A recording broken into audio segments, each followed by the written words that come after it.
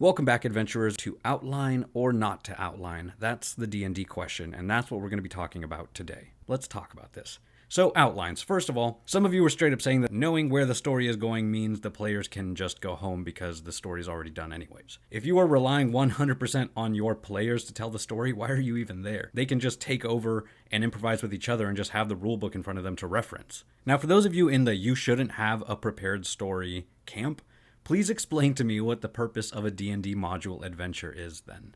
Go ahead, I'll wait. Now, before you start arguing with me on that, just as a note, the first official Dungeons & Dragons module came out in 1978 and was published by TSR, the company that owned Dungeons & Dragons at the time. Now, the module I'm talking about is the Steading of the Hill Giant Chief, the first in a long series of modules in the Against the Giant series. Yes, a series of modules. And they were written by Gary Gygax, the guy who invented D&D, the creator, the architect, the omega, and the alpha of D&D, thought that having an outline for an adventure was a good idea. Now, I'm saying this as someone who likes to homebrew their own worlds, but that doesn't mean I go into these homebrew games with zero planning, and it also doesn't mean that I'm sticking to my axe 100% of the time, especially when my players are the ones that are making things change, that are doing things that I didn't expect, that make me have to go back to my notes at the end of the session and alter things and create different paths for them. So if you're sitting there thinking that having an outline for a narrative is the wrong way to play and that somehow having a story prepared is taking away player agency, you have many decades of generations of players to argue with, including the original game creator.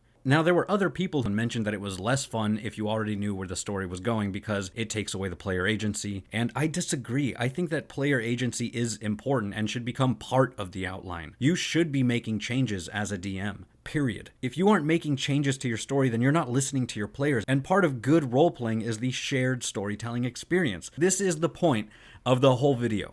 Campaign structure is an outline, just like adventure modules are an outline.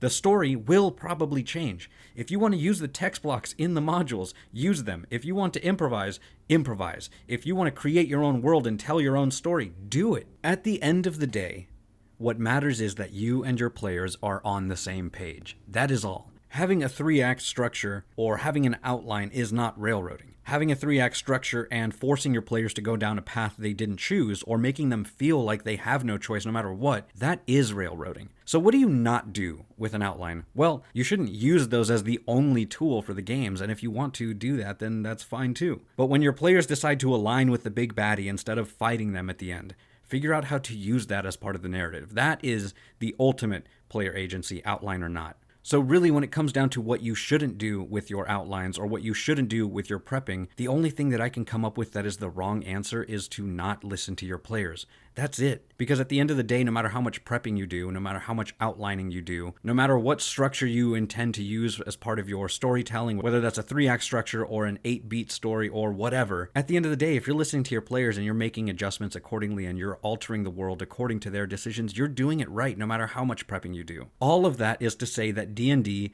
is a shifting game for both players and DMs. Now, if you're a DM that stuck to a story with no changes because it was your first time and you wanted to stick to the module, or you would rather just tell the story as written in the module, are you a bad DM? And if you're a player whose character didn't grow much or at all during the campaign, are you a bad player? No. To both of those, no. At the end of the day, did everyone have fun at your table? Did you make memories? Did you go back to play again? Yes?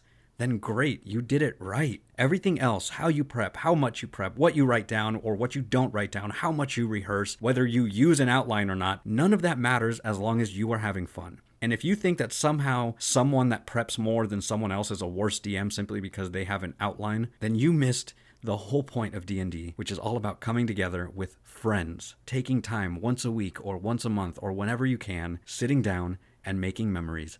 Anyways, that's the end of the conversation. I'll get off my soapbox. And now it's time for our shoutouts. Brendan Rex1226 says, there he is, and he's just a little guy. He really is. He's an adorable little guy. Navy Gunner KS4110 says, it's a little late, but Tobias showed up just to cheer us up. And Ford Watts 8996 says, what a wonderful creature Tobias is. I'd be so lonely without him.